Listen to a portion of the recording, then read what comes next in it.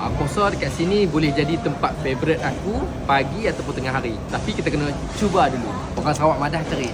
Cerik Sikit dulu. Hari ni aku ada dekat Bombay.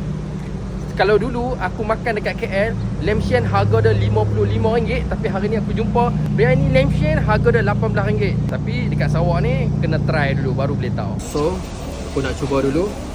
Kami nak cuba cerik tu. Bismillah.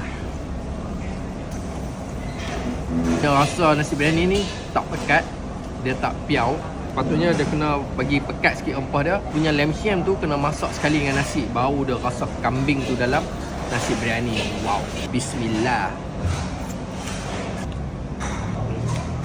Untuk akulah, kalau rasa dia ni dia bukan sedap tapi okey, boleh makan disebabkan harga dia RM18 relevan. Kalau hampa orang Sarawak teringin nak makan nasi kandang, hampa boleh main dekat sini. Hampa jangan risau sebab dekat sini aku dah makan semua, memang sedap dan boleh dimakan. Saiz yang daripada hidang pun besar dan kenyang untuk dimakan. Aku pun tak pernah dengar restoran yang nama Bombay ni, mungkin ada dekat Sarawak sahaja. Untuk aku kalau lepak pagi-pagi dekat sini memang best sangat. Jangan lupa follow Sondoy.